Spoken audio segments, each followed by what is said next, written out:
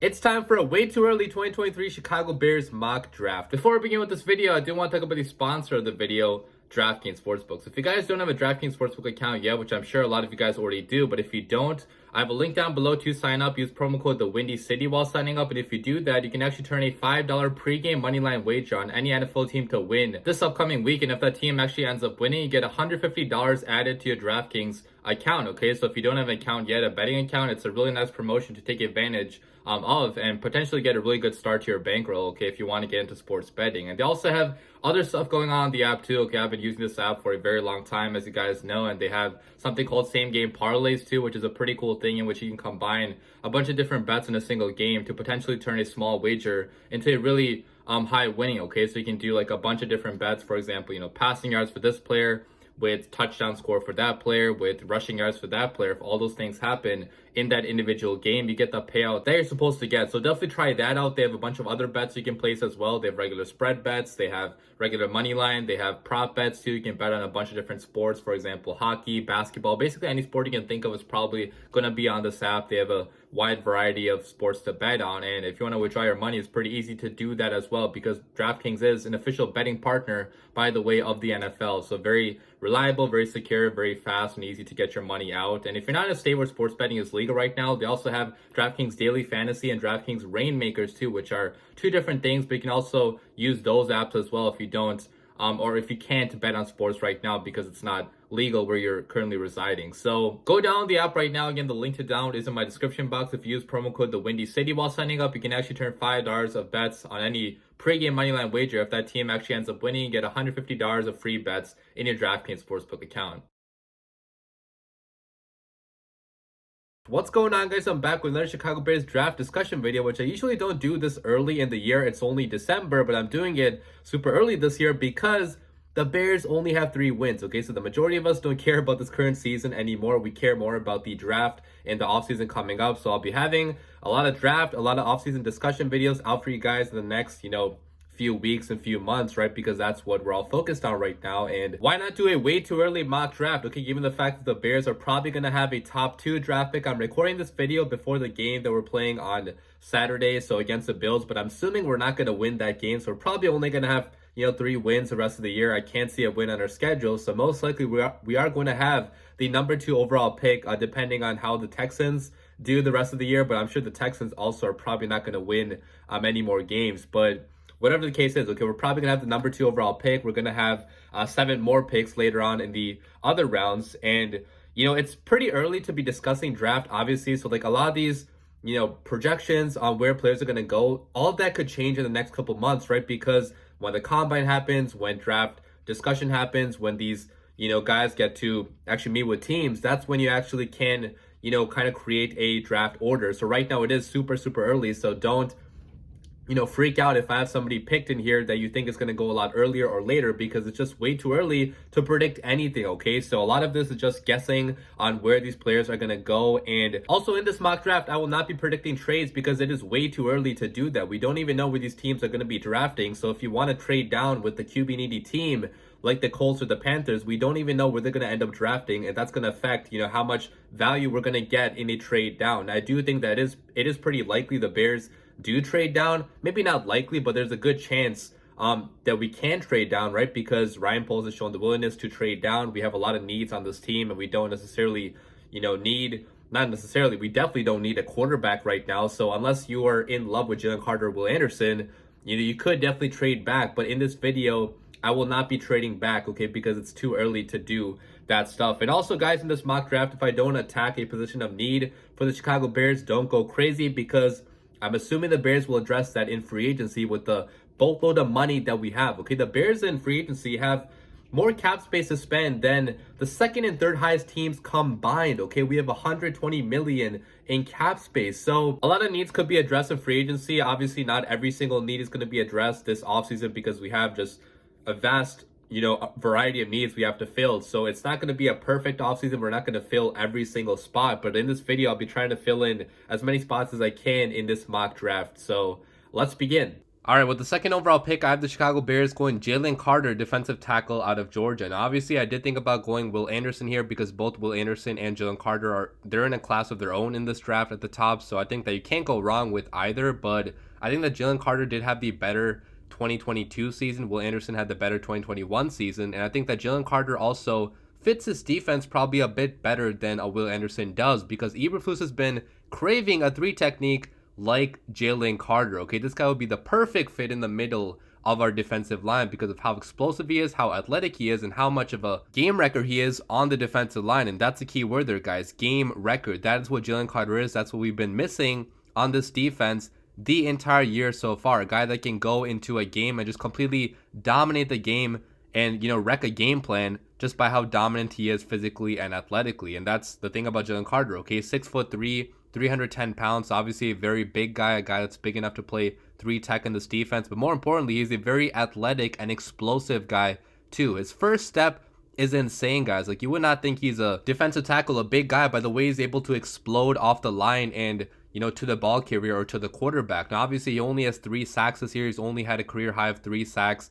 every year at Georgia, but that's mostly because Georgia has always been stacked on the D-line. Like last year, they had Trayvon Walker go #1 overall. They had Jordan Davis too go in the first round. So Georgia always has been sharing sacks between, defensive linemen. But I think that according to most people, Jalen Carter is the best Georgia defensive lineman this year and also last year too. So, really a generational type of talent that you don't really see too often at the defensive tackle spot. You see guys like, Aaron Donald, Quinnen Williams, but they're far and few in between. Like, the amount of elite defensive tackle prospects that come out every year is not that high, and they usually go in the top 5 picks, which Jalen Carter definitely would. So if Eberflus wants, the perfect fit in this defense at 3 tech, Jalen Carter definitely would be it, and he would be a beast in Chicago for many years to come and immediately improve the defensive line by a significant margin. With our second round pick from the Baltimore Ravens, number 56, I have the Chicago Bears going Rashee Rice, wide receiver out of SMU. Now, Ryan Poles actually did visit SMU earlier this year, so we already know that he has eyes on Rashee Rice potentially, right? Because who else would he draft from SMU? There's nobody else really, according to my knowledge. So Poles already has his eyes on him, and he would be a fantastic fit in this offense with Justin Fields. Okay, Rashee Rice, if you don't know about him, I would recommend watching his highlights, his film too, because there's a lot of it up there. He's the major, feature piece probably in this SMU offense because obviously SMU doesn't have many other NFL talents. And I know that there will be concerns about him coming from a smaller school, but going up against other Power 5 competition, he did do relatively well, and there's a lot of receivers in the NFL that did come from SMU. Cortland Sutton, Cole Beasley, pretty good receivers, so it's been done before. I'm sure that Rashee Rice also is one of the talents that can actually be, having a lot of success in the NFL because from a pure athletic perspective, he is also a very gifted athlete, okay? A guy that's pretty big. He's 6'2", weighs 189 pounds, so relatively decent sized compared to other receivers in the league. He has fantastic speed. He probably is going to run a 4.35 if I had to guess, maybe 4.37 or something like that at the NFL Combine, right? Because of how much he just glides down the field. Like, if you watch any of his games, he can torch you going down the field. So definitely a big play machine, explosive guy that's very gifted athletically, but also a guy that has fantastic ability to get yards after the catch, which is missing right now from the Chicago Bears offense. We don't have many guys that can create after the catch, that can get those dirty physical yards where you have to, plow through somebody or, shake somebody off you. Rashee Rice has done that at SMU many times, and he also has the explosion to get yards after the catch. So, from a yak perspective, he would be very good. From a physicality standpoint too, he could go down the field, win contested catches because he is relatively big. Now, drops have been somewhat of a concern for him in college, but a lot of receivers do have drop issues in college. Christian Watson had drop issues, and he's turning into an absolute stud for the Packers. So I think overall, if you look at his stats too, he produced big time this year. Like, he had 1,355 yards at SMU with 10 touchdowns too in his senior season. So definitely the featured piece, and a guy that's definitely going to go early in day 2 depending on how good of a combine he has. So that's my second round pick. Going to round 3 then. Number 65 overall, John Michael Schmitz, okay, center from Minnesota. The Bears need a center pretty badly, okay? Sam Mustipher, I'm sure most Bears fans don't even want to hear his name anymore in Chicago because he's been really disappointing for us, and Lucas Patrick seems to get hurt every other week. So we definitely need a center, whether we draft one or sign one, it doesn't matter to me. But if we draft one, I think that John Michael Schmitz would be one of the better options to go after. Now, John Michael Schmitz is pretty old compared to most prospects. He is going to be 24 in his rookie season. He's a 6th-year senior, which is going to, scare some people off. Some people don't like the older prospects, but guys, if you look at his tape, he is really good, okay? He's a sturdy guy, a powerful guy. He doesn't have the best length, so he doesn't have the longest arms in the world, which, again, is going to be a reason why he's going to fall to the 3rd round. But from a pure power perspective, he's a much more powerful center than Mustafa or Lucas Patrick by far. It's not even close. And he can also move relatively well, too. He's not, I wouldn't call him like very high-end athletic from a center perspective. Like other centers probably are going to be more athletic than him, but he's athletic enough to move in the NFL, I would say, okay, to get to the 2nd level. Multiple times in college, he got to the 2nd level and put together a good block, okay, or got somebody down to the ground, pancake block, which is what, the Bears want on this offensive line. Obviously, like Chris Morgan, our offensive line coach, he actually has something going in which, whichever offensive lineman gets the most pancakes in a given week, like they get some type of reward or something. Like I heard Tevin Jenkins talk about that, and obviously right now, Tevin Jenkins is one of the only guys in the O-line that can, pancake people, that can overwhelm people at the 2nd level. But John Michael Schmitz, he's done that multiple times on tape. Now, again, his length may be somewhat of an issue, but he's definitely not undersized, I would say, from a physical perspective, right? Like he's 6'4", 320 pounds. He's very, very strong too. And obviously he's played in college football for a while, so he has a good grasp of the fundamentals, I would say, playing football, playing center for this long, right? So I think he would be a fantastic pick by the Bears in round 3. Going to round 4, then number 97 overall, I have the Bears selecting Henry Toto, linebacker out of Alabama.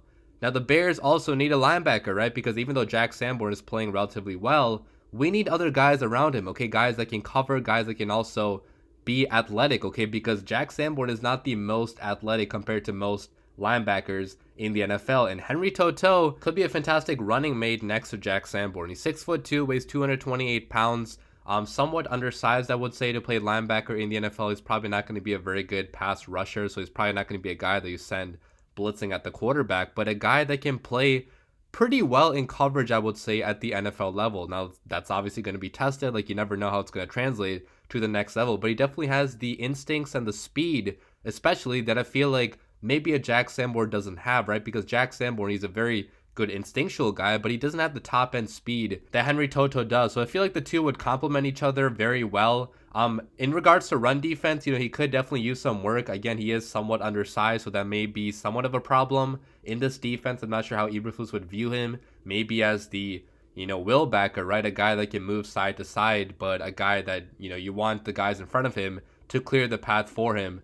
Because he's not going to do it himself. So definitely some flaws, but he's a very talented linebacker prospect that the Bears could build around in the middle of this defense. Going to our 2nd round 4 pick now, number 127 from the Eagles, DaWan Jones, offensive tackle out of Ohio State. The Bears obviously need more help on the O-line. We don't have very good depth. We don't have very good starters either right now. And I think that DaWan Jones could be a very good fit in this scheme. Looking at DaWan Jones, he's 6'8" and 360 pounds. Let me repeat that, 6'8", 360 pounds. So he has the type of size and length that you crave at the offensive tackle spot. I mean, if this guy's molded up to being eventually a starting level tackle in the NFL, he could overwhelm guys with just how big he is. He played right tackle for the Buckeyes for 2 years, and he's a mauler guys in the run game. Like, this guy in the run game was fantastic at Ohio State. He still leaves some to be desired in the pass blocking game, I would say, right? Like, with his technique, with his ability to anchor, right? That could definitely use some work in his, in his fundamentals and all that, but that can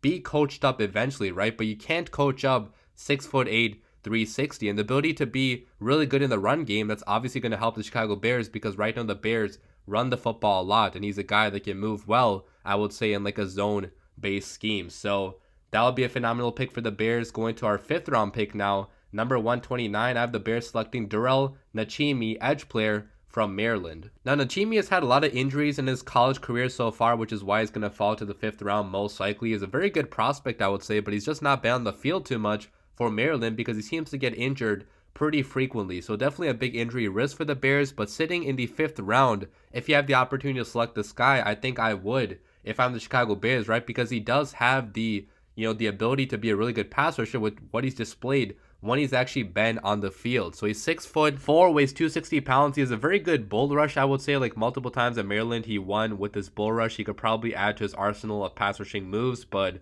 Bull rushing, pretty good, pretty athletic too, a guy that can move laterally somewhat, so should be pretty decent in the run game too, and a guy that you can probably develop and hope to eventually start on your D-line, right? Because the Bears D-line, their edge rushers definitely need a lot of help. So that's the 5th round pick. Going to our second 5th round pick from actually the Roquan Smith trade, okay, from the Baltimore Ravens. I have the Chicago Bears going Deuce Vaughn, running back from Kansas State. Now, running back obviously is not the biggest need in the world for the Bears. We already have Khalil Herbert under contract. Monty maybe coming back, maybe on a team-friendly deal. But if Monty does not come back, and even if he does, guys, getting Deuce Vaughn in the 5th, that feels like a steal that you kind of have to take, right? Because Deuce Vaughn was extremely productive in college. I mean, this guy had back-to-back seasons of having 1,800 plus yards from scrimmage. He had 22 total touchdowns in 2021 and 11 this year in 2022, just destroying the Big 12. And obviously you may ask, why would he be going this late then in the 5th round? Well, he's built just like Tariq Cohen, okay? He's a very small guy. He's 5'6",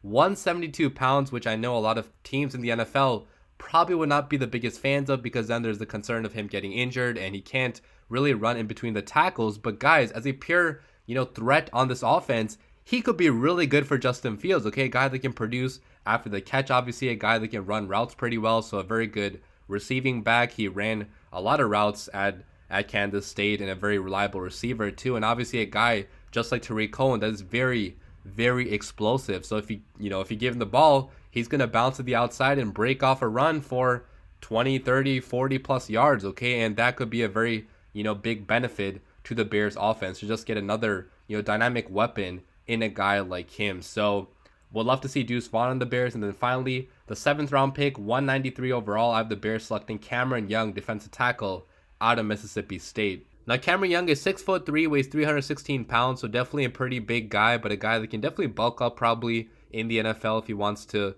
play interior defensive line at the next level. And, looking at his college tape, I haven't watched too much of it, obviously, but just judging by like the Mississippi State games I've seen, it does seem like he mostly relies on his power to rush the passer. He has very physical hands that he fights with, but he doesn't have many different moves that he goes to, so he's kind of one-dimensional in that way, and he's going to have to be coached up in the NFL. But with how powerful he is and with how high of a motor that he has that he displays in every single game, I feel like he would be a perfect candidate to take a flyer on in the 7th round to add to our defensive line. So there you have it, guys. That's my mock draft. I'll put it on the screen again for you guys to see the entire list. So Jalen Carter, Rashee Rice, John Michael Schmitz, Henry Toto, DeJuan Jones, Darrell Nachimi, Deuce Vaughn, and Cameron Young. Okay, I think that'll be a pretty solid draft haul by Ryan Poles. Again, I do think it's pretty likely we do make trades at some point, so we're not going to stay at these spots, most likely, depending on what Poles wants to do.